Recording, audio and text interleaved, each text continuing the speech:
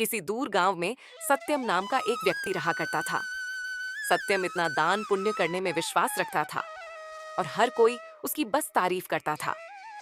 सत्यम के पास भले ही अपने खाने को कुछ ना हो, लेकिन वह दान पुण्य करने में कभी पीछे नहीं हटता।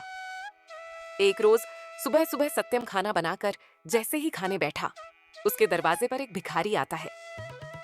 कुछ खाने को दे दो बेटा, कल से भूखा हूँ, कुछ खाया पिया ही नहीं है, अब तो चला भी नहीं जा रहा।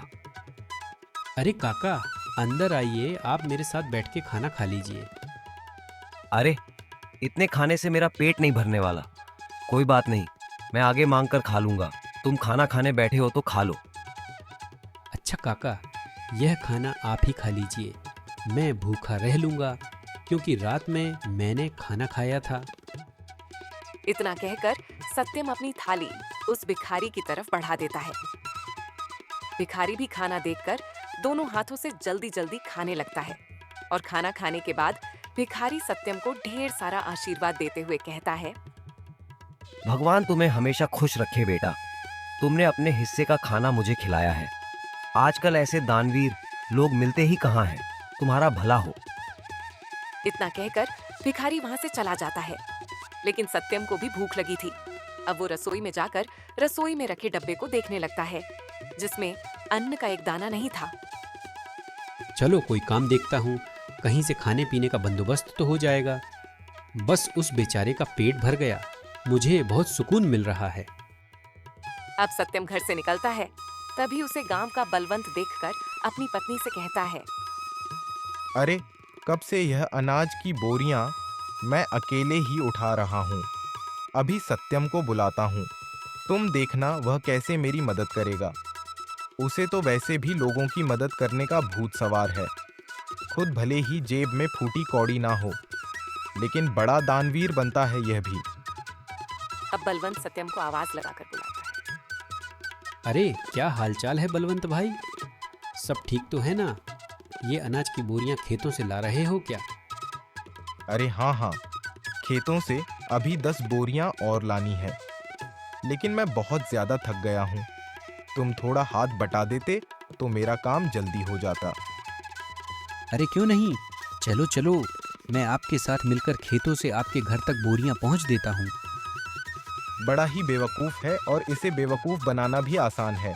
चलो इसी बहाने मेरी मदद हो जाएगी और थोड़ा आराम भी मिल जाएगा। इतना कहकर बलवंत सत्यम से अब कई सारी बोरियां खेत से घर रखवाता है। लेकिन सत्यम तो भूखा था, उसे भूख भी बहुत तेज लग रही थी। अब सारी बोरियां रखने के बाद बलवंत सत्यम से कहता है, बहुत बहुत शुक्रिया सत्यम भाई, अगर तुम ना होते ना तो मुझे यह बोरियां ढोते ढोते रात हो जाती। कई घंटे बोरियां ढोने के बाद सत्यम थक जाता है और अब वह उधार लाला की दुकान से राशन लेकर खाना बनाकर खाता है। अगली सुबह उसके दरवाजे पर किसी के रोने की आवाज आ रही होती है। सत्यम नींद में होता है और दरवाजा खोलता है तो देखता है उसका पड़ोसी विक्रम अपनी पत्नी रीता को पीट रहा है। अरे अरे विक्रम, तुम अपनी पत्नी को इस तरह क्यों मार रहे हो? अरे क्यों ना मारूं मेरी पत्नी, मेरी मर्जी, तू कौन होता बीच में बोलने वाला? देख विक्रम, ऐसे सुबह सुबह मारपीट करना सही बात नहीं है। पूरे गांव के लोग इकट्ठा होकर देख रहे हैं, यह अच्छा है क्या? अरे सत्यम बेटा, तू भी किसे समझा रहा है? इसे समझाना मतलब अपना सिर दीवार पर मारने वाली बात है। जरूर सुबह सुबह रीता से पैसे मांगने के लिए लड़ रहा होगा। पीने को पैसे नहीं होंगे ना इसके पास। अरे बुढ़िया चुप कर, ज्यादा बोलने की जरूरत नहीं है। राम राम राम, आजकल के बच्चों को तो अपने से बड़ों से बात करने की तमीज ही नहीं है। अरे मैं तो तेरी माँ की उम्र की हूँ और तू है कि मुझसे बदतमीजी से बात कर रहा है। लेकिन मैंने तो नहीं कहा आपको कि मेरे बीच में बोलने के लिए। इतना कहकर विक्रम फिर से अपनी पत्नी रीता को मारने लगता है। लेकिन सत्यम से ये सब देखा नहीं जाता और वह विक्रम का हाथ पकड़ लेता है और उसे एक जोरदार तमाचा लगाता है। ये देखकर सारे गांव वाले ताली बजाने लगते हैं। अरे सत्यम भाई, आपने बिल्कुल सही किया। इसे तो मार मार कर गांव से निकाल देना चाहिए। इसे तो मैं छोड़ूंगा नहीं, मुझे पैसे चाहिए। अगर मुझे शाम तक पैसा नहीं मिला ना तो इसे और भी मारूंगा। फिर देखता हूँ इसे कौन बचाने आता है। अबे ये ले पैसे और अब जा यहाँ से। और अगली बार अगर तूने अपनी पत्नी पर हाथ उठाया ना तो तुझे थाने में डलवा कर अच्छे से कुटाई करवाऊंगा। तेरी समझ में आया? बिल्कुल ठीक किया बेटा। इसके साथ गांव के ढेर सारे लोग ये तमाशा देख रहे होते हैं। उनमें से एक औरत सत्यम से कहती है, आप सच में बहुत नेक दिल के हैं। हर किसी की मदद करते हैं, हर किसी का भला चाहते हैं।